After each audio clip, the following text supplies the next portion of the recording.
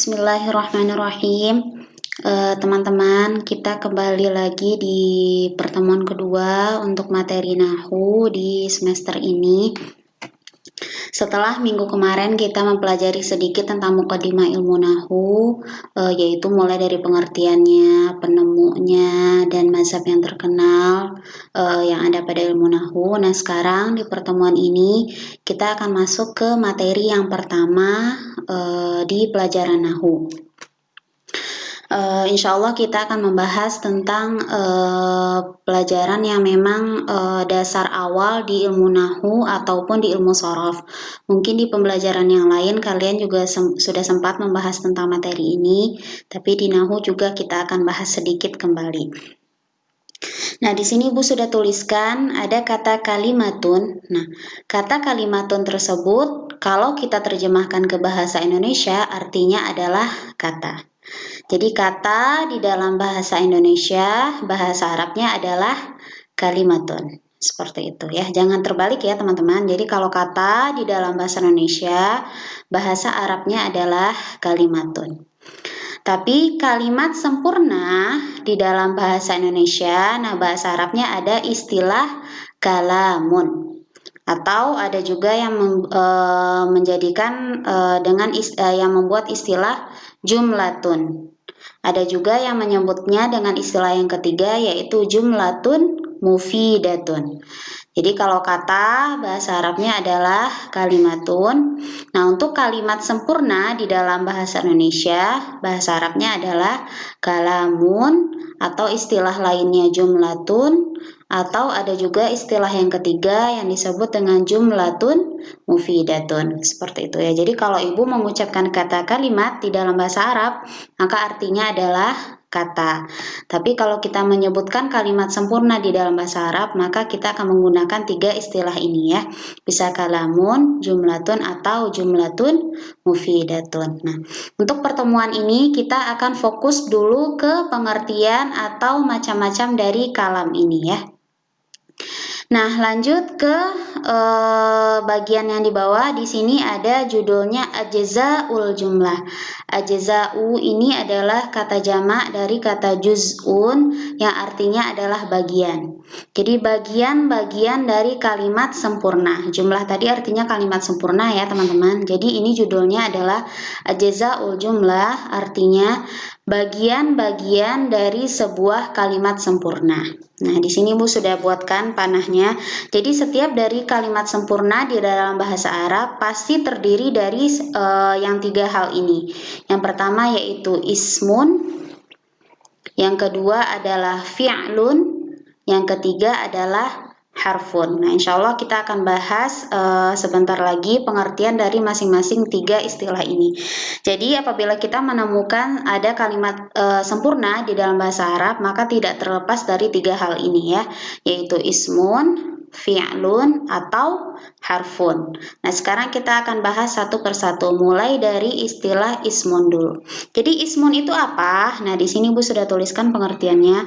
Ismun adalah al-ismu huwa kullu lafdhin yusamma bihi insanun, hayawanun, nabatun, jamadun, aw syai'un akhar. Nah, kita akan terjemahkan. Jadi isim itu apa? Kullu lafdhin, setiap kata. Yusamma bihi insanun, yang merupakan nama dari insan. Insan itu manusia ya. Jadi setiap kata yang merupakan nama dari manusia, hayawanun atau hewan, nabatun atau tumbuh-tumbuhan, jamadun atau benda mati lainnya, au syai'un akhar atau penamaan dari benda-benda lain. Jadi isim itu adalah setiap kata yang merupakan nama dari seorang manusia atau nama dari hewan, nama dari tumbuhan, nama dari benda mati atau yang lainnya. Nah, di sini kita akan lihat contohnya. Contoh untuk isim yang pertama di sini adalah kata Muhammadun. Nah, seperti yang kalian tahu, Muhammad itu adalah nama orang ya, nama seorang laki-laki. Maka Muhammadun adalah isim karena dia adalah nama laki-laki. Yang kedua ada kata hisanun. Hisanun itu artinya di dalam bahasa Indonesia adalah kuda. Jadi nama binatang ya. Jadi hisanun juga merupakan isim karena dia adalah nama dari seekor binatang. Selanjutnya contoh yang ketiga ada kata qamhun. Qamhun ini artinya di dalam bahasa Indonesia adalah gandum. Nah, gandum ini merupakan tumbuhan ya. Jadi yang pertama tadi ada kata Muhammad, dia isim karena dia adalah nama seorang laki-laki atau nama manusia. Yang kedua hisanun, nama hewan yaitu kuda. Selanjutnya nama tumbuh-tumbuhan. Di sini Ibu contohkan ada kata qamhun yang artinya adalah gandum. Nah, contoh terakhir ada kata ma'un, artinya di dalam bahasa Indonesia adalah air. Nah, jadi 4 kata ini yaitu Muhammadun, hisanun, qamhun, dan ma'un adalah isim karena mereka merupakan nama dari manusia, binatang, tumbuhan, ataupun benda lainnya. Nah, itulah yang disebut dengan isim. Jadi isim setiap kata yang merupakan nama manusia, hewan, tumbuh-tumbuhan, benda mati lainnya, seperti itu. Nah, yang kedua, sekarang kita masuk ke bagian kalimat sempurna yang kedua, yaitu fi'lun. Nah, fi'lun ini pengertiannya di sini adalah kullu lafdhin yadullu ala husuli amalin fi zamanin khasin. Fi'lun itu apa? Fi'il itu apa? Kullu lafdhin, setiap kata, yadullu ala, yang menunjukkan atas husuli amalin, terjadinya sebuah pekerjaan, fi zamanin khasin, pada suatu waktu yang tertentu. Jadi fi'il itu adalah setiap kata yang menunjukkan atas terjadinya sebuah pekerjaan di waktu tertentu, atau bahasa mudahnya teman-teman fi'lun itu adalah kata kerja. Cuma di sini di dalam bahasa Arab itu akan lebih jelas ya teman-teman, karena setiap kata kerja itu menyimpan waktu tertentu. Itulah perbedaan kata kerja dengan dalam bahasa Arab dengan kata kerja yang ada di bahasa Indonesia ya. Di sini Ibu contohkan ada kata kharaja yakhruju. Kharaja yakhruju itu sendiri adalah kata kerja yang artinya di dalam bahasa Indonesia adalah keluar. Kata pertama di sini ada kata kharaja. Kharaja ini waktunya telah berlalu. Jadi kita bisa terjemahkan di sini artinya menjadi telah keluar. Insya Allah nanti kalian akan pelajari lebih dalam di pelajaran shorof ya teman-teman. Nah, yakhruju di sini waktunya sedang atau akan. Jadinya yakhruju artinya sedang keluar atau akan keluar. Jadi setiap fiil atau setiap kata kerja di dalam bahasa Arab itu mengandung waktu. Nah, untuk kharaja sendiri waktunya telah selesai atau telah kita lakukan pekerjaan tersebut. Kalau untuk kata yakhruju contohnya di sini adalah sebuah kata kerja yang artinya sedang dilakukan atau akan kita lakukan. Maka yakhruju artinya sedang keluar atau akan keluar. Berbeda dengan isim tadi ya teman-teman. Kalau isim tadi merupakan sebuah nama, atau bahasa mudahnya isim ini adalah setiap kata benda atau kata sifat di dalam bahasa Indonesia ya, maka itu disebut dengan isim di dalam bahasa Arab. Nah, kalau untuk fi'il itu bahasa mudahnya adalah kata kerja. Cuma perbedaannya kalau di dalam bahasa Indonesia kata kerja tidak mengandung waktu, tapi kalau di dalam bahasa Arab ada keterangan waktunya ya. Contohnya kharaja tadi artinya telah keluar, kalau yakhruju sedang keluar atau akan keluar, seperti itu. Nah, bagian dari kalimat sempurna yang ketiga adalah harfun. Nah, ini juga agak sedikit berbeda ya teman-teman dengan huruf yang ada di dalam bahasa Indonesia. Nah, kalau di dalam bahasa Indonesia huruf yang kita kenal ada terdiri dari huruf A sampai huruf Z ya teman-teman. Benar-benar hanya satu huruf saja. Tapi di dalam bahasa Arab agak sedikit berbeda. Nah, kita akan baca dulu pengertiannya. Harfun, huruf adalah kullu lafdhin la yadhharu ma'nahu kamilan illa ma'a ghairihi. Jadi huruf itu adalah kullu lafdhin, setiap kata, la yadhharu ma'nahu kamilan, yang maknanya tidak akan sempurna illa ma'a ghairihi, kecuali dia ada bersama yang lainnya. Jadi huruf ini adalah setiap kata yang tidak bisa berdiri sendiri. Jadi maknanya tidak akan jelas kecuali dia datang atau disebutkan dengan kata-kata yang lainnya.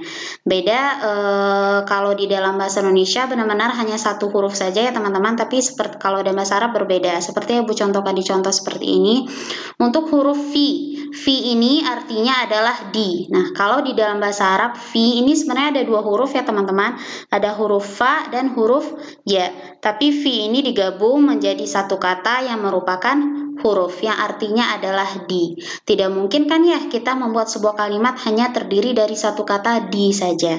Makanya di atau dalam bahasa Arabnya fi ini adalah bisa di atau di dalam, yaitu merupakan huruf yang memang maknanya tidak akan sempurna kecuali kita tambahkan dengan kata-kata yang lain. Nah, contoh huruf yang kedua adalah ala. Nah, ala ini ada 3 huruf ya teman-teman, ada ain, lam, dan ya tanpa titik. Nah, ala di sini juga merupakan huruf. Kenapa? Karena dia juga tidak akan jelas maknanya kecuali jika disebutkan dengan kata-kata yang lainnya. Ala ini sendiri artinya adalah di atas. Nah, contoh yang ketiga terdiri dari 2 huruf yaitu min, huruf mim dan huruf nun. Nah, min ini artinya adalah dari ya. Nah, min ini sendiri juga merupakan huruf yang memang dia tidak bisa berdiri sendiri ketika berada di sebuah kalimat. Jadi kalau min hanya ada sendiri maka itu belum disebut kalimat yang sempurna ya. Selanjutnya ada wa. Nah, wa ini juga terdiri dari 1 huruf tapi dia memiliki makna. Wa ini artinya adalah dan kalau di dalam bahasa Indonesia ya. Jadi intinya harfun itu adalah setiap kata yang memang maknanya tidak akan sempurna, tidak akan jelas kecuali kita sebutkan bersama kata-kata yang lainnya. Misalnya seperti contoh fi tadi ya teman-teman. Misalnya kita terjemahkan ke dalam bahasa Arab, al-qamisu fil khizanati. Baju ada di dalam lemari, maka itu bisa dianggap kalimat sempurna karena fi kita sebutkan dengan kata-kata yang lainnya seperti itu. Jadi jumlah atau kalimat sempurna terdiri dari 3 bagian. Yang pertama tadi ismun. Kalau di dalam bahasa Indonesia ismun itu adalah setiap dari kata benda dan kata sifat. Nah, kalau pengertiannya tadi di sini setiap kata yang merupakan nama manusia, hewan, tumbuhan, benda mati lainnya. Nah, yang kedua bagian dari kalimat sempurna adalah fi'lun. Nah, fi'lun tadi artinya adalah setiap kata kerja. Tapi bedanya kalau di dalam bahasa Arab kata kerja itu menyimpan kata keterangan waktu seperti itu. Nah, yang terakhir dari bagian dari kalimat sempurna adalah harfun. Harfun itu adalah setiap kata yang memang maknanya tidak akan sempurna kecuali kita tambahkan dengan kata-kata yang lainnya. Seperti itu ya tadi Ibu sudah contohkan ada 4 contoh dari huruf, ada huruf fi, huruf ala, huruf min, dan huruf wa. Cukup sekian dulu untuk pertemuan kita hari ini. Insya Allah di pertemuan selanjutnya kita akan bahas lebih dalam tentang isim, fi'il, dan huruf ya beserta contoh-contohnya yang lebih banyak lagi. Syukran ala ihtimamikunna. Semoga ilmu